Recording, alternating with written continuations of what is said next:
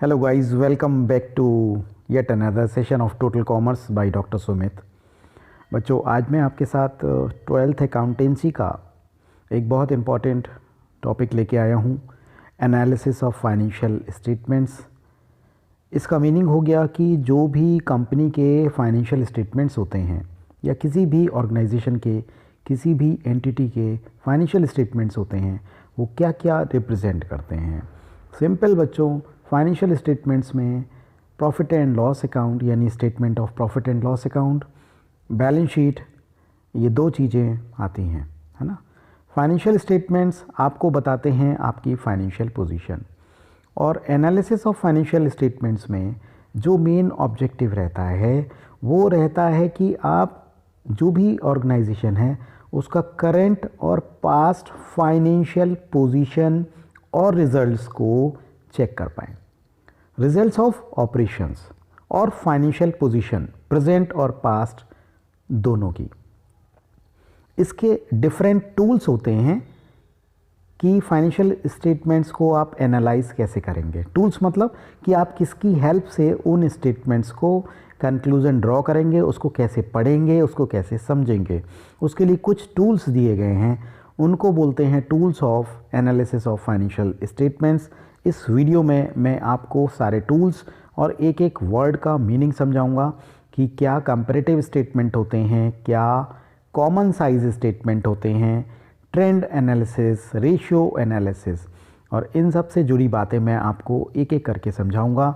मैंने आपके साथ इस वीडियो में MCQs भी शेयर किए हुए हैं, तो इसके साथ बने रहिए। बहुत यूज़फुल वीडियो है और इनमें से डेफिनेटली आपके एग्ज़ाम्स में 1 या 2 क्वेश्चन आएंगे। मैं आपके साथ 5 क्वेश्चन शेयर करूंगा। आइए देखते हैं। ये choose the right answer of the MCQs। पहला MCQ हम ले रहे हैं, financial statements of a business enterprise include.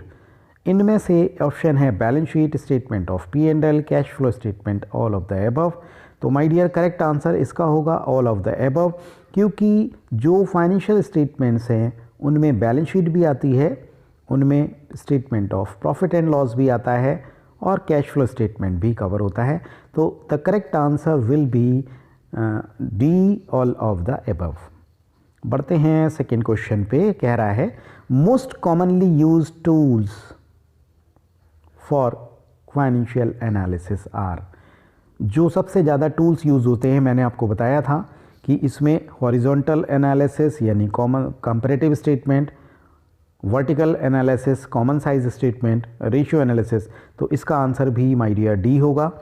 ये मैं समझता हूँ आपको ये क्लियर हो गया होगा। अगले टॉपिक पे चलते हैं, क्वेश्चन पे। थर्ड क्वेश्चन आ रहा है कि annual report is issued by a company to its. एक कंपनी की एनुअल रिपोर्ट जो इशू की जाती है वो किसको की जाती है, whether directors, auditors, share holders और मैनेजमेंट। तो इसका करेक्ट आंसर होगा शेयर होल्डर्स, क्योंकि शेयर होल्डर्स कंपनी के मालिक होते हैं और एनुअल रिपोर्ट इशू की जाती है कंपनी को, शेयर होल्डर्स को। फोर्थ क्वेश्चन है balance sheet provides information about financial position of the enterprise. ये किस समय बैलेंस शीट आपने देखा होगा, आप जब बैलेंस शीट बनाते हो तो हमेशा एज ऑन बनाते हो। तो as on 31 March, as on 31 December, तो जनरली एज ऑन 31 मार्च बनती है। तो इसका करेक्ट आंसर होगा A, at a point of time, यानी as on 31 March. Next question पे मूव करते हैं।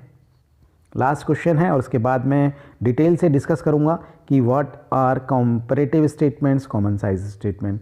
यहाँ कह रहा है comparative statement are also known as. तो मैंने बताया माय डियर, इसका आंसर होगा B, horizontal analysis. Horizontal analysis कैसे समझ सकते हैं, जैसे 2020 की फिगर दे रखी है, 2021 की फिगर दे रखी है, तो this is horizontal analysis. Horizontal means in a row, एक कॉलम में आपका ये 20 हो गया, एक में 21 हो गया, तो इस तरह से मूव करते हैं। This is horizontal analysis. Comparative statement कम से कम 2 साल को कंपेयर करेगा। मैं अपने पहले वीडियो में इसको डिस्कस कर चुका था आपको। आइए मूव करते हैं अगली स्लाइड पर, जिसमें हम समझेंगे कि ये जो हमने अभी डिस्कस किया इसमें अलग अलग मीनिंग क्या हैं इन वर्ड्स के। तो सबसे पहले हम समझते हैं कि टूल्स ऑफ फाइनेंशियल एनालिसिस क्या हैं। ये मैं आपको डिस्कस कर चुका था। मोस्ट कॉमनली यूज टूल्स हैं comparative statement, common size statement, trend analysis, ratio analysis and cash flow statement. ये जनरली 5 टूल्स रहेंगे आपके जो आपको एग्ज़ाम में जनरली पूछे जाते हैं। आइए मूव करते हैं अगली स्लाइड पर।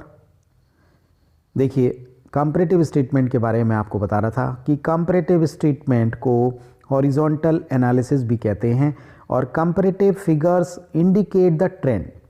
ये कंपैरेटिव फिगर हम क्यों करते हैं? क्योंकि ये ट्रेंड बताता है आपका कि किस डायरेक्शन में आपका बिजनेस जा रहा है। Direction and trend of financial position and operating results, यानी प्रॉफिट कितना है, लॉस कितना है और आपकी फाइनेंशियल स्टेटमेंट और फाइनेंशियल पोजीशन क्या है, what is your statement of affairs of the business. और इस एनालिसिस को हॉरिजॉन्टल एनालिसिस बोलेंगे कंपैरेटिव स्टेटमेंट्स को। I hope now this is clear. अगली स्लाइड पे पढ़ेंगे। देखिए इसको बोलेंगे कॉमन साइज स्टेटमेंट। और कॉमन साइज स्टेटमेंट के बारे में ये दोनों में बहुत इंपॉर्टेंट रोल प्ले करता है, चाहे तो इंटर फर्म कंपैरिजन हो चाहे इंटर फर्म हो। इंट्रा फर्म और इंटर फर्म में क्या डिफरेंस है? Intra firm means with in the firm over different years. आप एक फर्म का 2 साल का 3 साल का कंपैरिजन कर सकते हैं, है ना। और it is also useful in making inter firm comparison. Inter firm means कि जैसे टाटा कंपनी का रिलायंस से कर दिया, ये कंपैरिजन इंटर फर्म हो गया। एक दूसरी के फर्म के बीच में एनालिसिस हो सकता है। इंट्रा फर्म में कंपनी सेम रहेगी और उसी का 2 साल का 3 साल का, लेकिन इंटर फर्म में एक कंपनी का दूसरी कंपनी से कंपैरिजन होगा। तो फॉर द सेम ईयर और फॉर सेवरल ईयर्स आप ये कर सकते हैं। और इस एनालिसिस को बोलेंगे वर्टिकल एनालिसिस। यानी आप ध्यान रखिएगा, ये क्वेश्चन आएगा एमसीक्यू में कि कॉमन साइज स्टेटमेंट को वर्टिकल एनालिसिस भी बोलते हैं और कंपैरेटिव स्टेटमेंट को हॉरिजॉन्टल एनालिसिस बोलते हैं।